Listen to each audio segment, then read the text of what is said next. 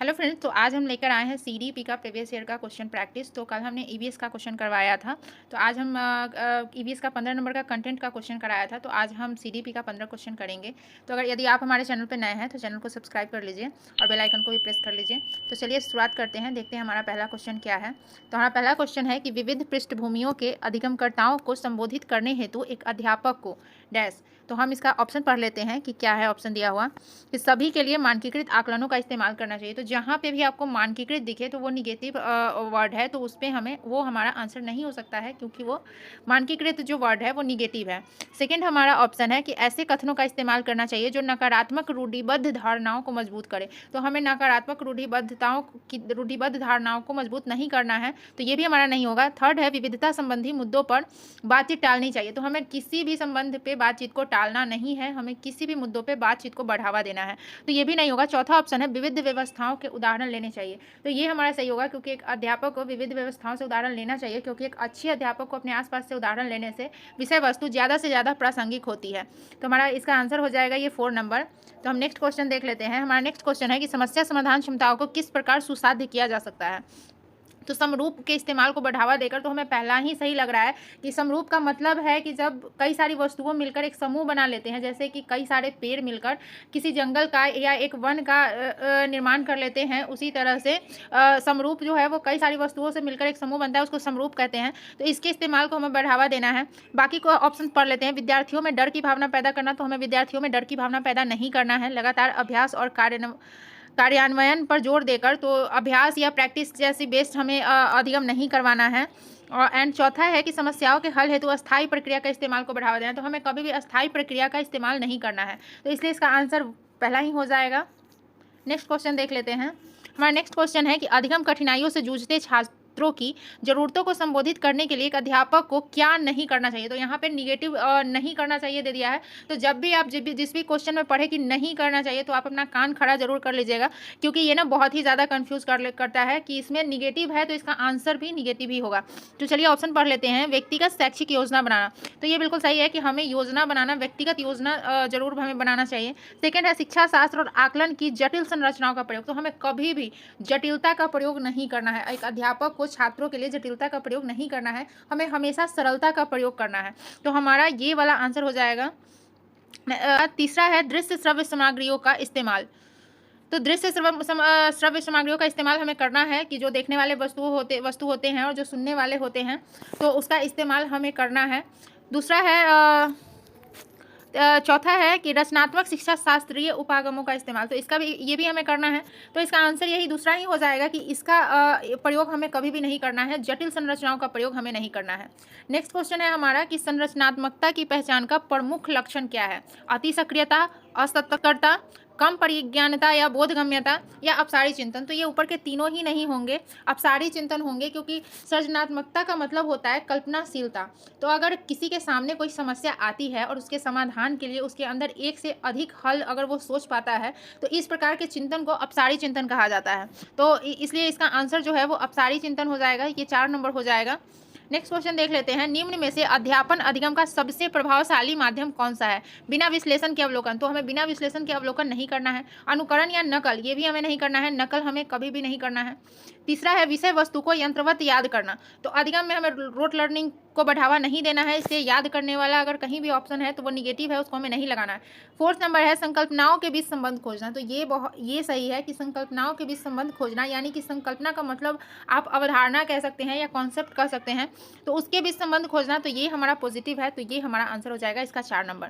Next question है हमारा छठा क्वेश्चन है कि एक अध्यापिका को दिए गए किसी कार्यकलाप में छात्रों की विभिन्न त्रुटियों का विश्लेषण करना चाहिए, क्योंकि इसके आधार पर वह ज़्यादा से ज़्यादा त्रुटियां करने वाले छात्रों को दूसरे छात्रों से अलग कर सकती है। तो हमें कभी भी छात्रों को किसी भी त्रुटियों की वजह से अलग नहीं करना है, तो ये हमारा निगेटिव ऑप्शन है।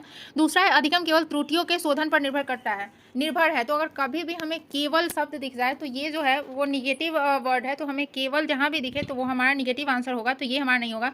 इसके तीसरा है इसके आधार पर वह दंड की मात्रा निर्धारित कर सकती है, तो ये भी नहीं होगा, क्योंकि हमें बच्चों को दंड नहीं देना है। चौथा है त्रुटियों की समझ अध्यापन अधिगम प्रक्रिया के लिए अर्थपूर्ण है, तो चौथा सही है, क्योंकि त्रुटियों की समझ, क्योंकि जब तक बच्चे गलती नहीं करेंगे वे सीखेंगे नहीं, इसलिए बच्चे की त्रुटि को पॉजिटिव माना गया है, तो इसका आंसर हमारा ये 4th नंबर ही हो जाएगा। नेक्स्ट क्वेश्चन देख लेते हैं। अधिगम की अभिप्रेरणा को किस प्रकार कायम रखा जा सकता है? बच्चों को बहुत आसान क्रियाकलाप देकर? बिल्कुल भी नहीं, हमें बच्चों को आसान क्रियाकलाप नहीं देना है। यंत्रवत याद करने पर जोर देकर? तो हमें कभी भी रोट लर्निंग नहीं करवाना है। रटंत प्रणाली से मुक्त हमें पढ़ाना है, बच्चों को अधिगम करवाना है। बच्चे को दंड देकर? तो बच्चे को दंड हमें बिल्कुल भी नहीं देना है। चौथा है प्रवीणता उन्मुखी लक्ष्यों पर जोर देकर। तो ये हमारा आंसर हो जाएगा। अधिगम की अभिप्रेरणा का मतलब है जिज्ञासा यानी या उत्सुकता, किसी चीज को सीखने की, किसी लक्ष्य आधारित चीज को सीखने की ओर कह सकते हैं इसको प्रवीणता उन्मुखी लक्ष्यों पर जोर देकर। तो ये हमारा आंसर हो जाएगा इसका 4th नंबर। नेक्स्ट क्वेश्चन है शर्मिंदगी। तो शर्मिंदगी क्या है, इसको क्वेश्चन को हम लोग समझ सकते हैं कि शर्मिंदगी क्या है, डैश दे दिया है।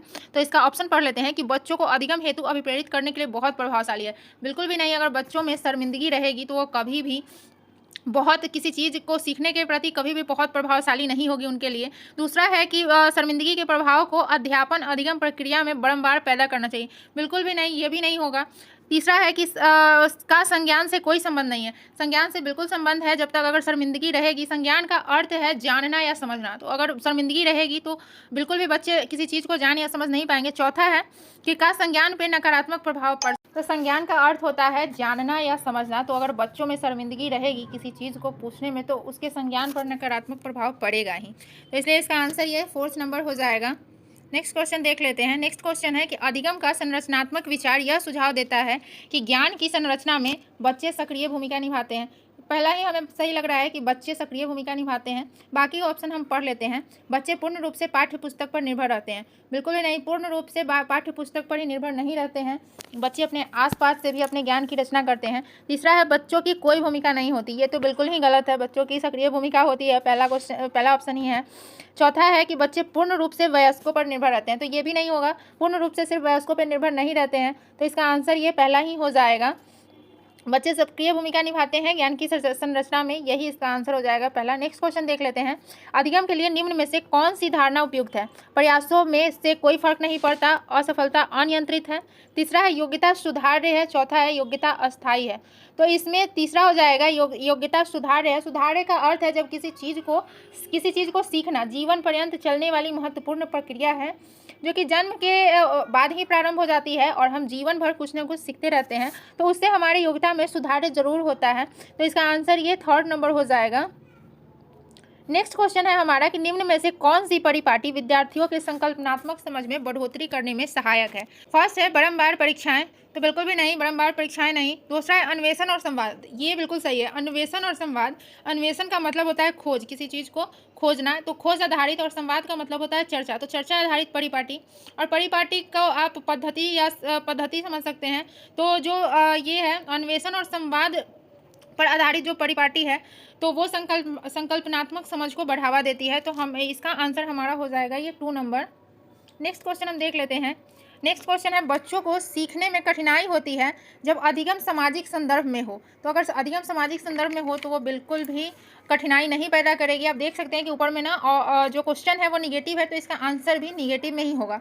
दूसरा है विषय वस्तु को बहुरूपों में प्रस्तुत किया गया हो। जब किसी भी विषय वस्तु को जब हम बहुरूप में यानी कि बहुत सारे रूपों में बच्चों के सामने लाएंगे तो वो कभी भी कठिनाई नहीं बनेगी। तीसरा है सूचना को अलग अलग टुकड़ों में प्रस्तुत करना। तो ये निगेटिव है कि जब हम सूचना को अलग अलग टुकड़ों में प्रस्तुत करेंगे तो किसी भी विषय वस्तु के सारे दृष्टिकोण को समझने में कठिनाई होगी। तो इसलिए इसका जो है ये तीसरा ही आंसर हो जाएगा। चौथा है वह आंतरिक रूप से अभिप्रेरित हो। जब बच्चे आंतरिक रूप से अभिप्रेरित होंगे तो उनको सीखने में कठिनाई नहीं होगी। तो इसलिए इसका आंसर जो है ये 3rd नंबर हो जाएगा। नेक्स्ट क्वेश्चन है कि अधिगम की सर्वोत्तम स्थिति कौन सी है? मध्यम उत्तेजना, कोई भय नहीं।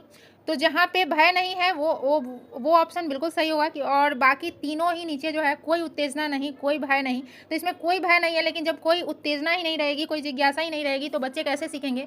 एंड नीचे तीनों में है 3 नंबर ऑप्शन में है उच्च उत्तेजना, उच्च भय, निम्न उत्तेजना, उच्च भय। तो हमें जो भी भय है, भय तो होना ही नहीं चाहिए। तो इसका आंसर पहला ही हो जाएगा मध्यम उत्तेजना एंड कोई भय नहीं।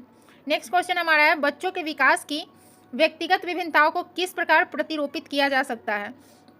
तो फर्स्ट है न आनुवंशिकता पर न पर्यावरण पर, आनुवंशिकता एवं पर्यावरण की पारस्परिकता पर, केवल आनुवंशिकता पर। चौथा है केवल पर्यावरण पर। तो बच्चों को विकास की जो भी व्यक्तिगत विभिन्नताएं हैं वो आनुवंशिकता और पर्यावरण दोनों की पारस्परिकता पे है, कि हेरिडिटी और इन्वायरमेंट दोनों ही बच्चे को व्यक्तिगत विभिन्नताओं में विकास के लिए जिम्मेदार होते हैं। तो इसका आंसर जो है वो ये 2 हो जाएगा।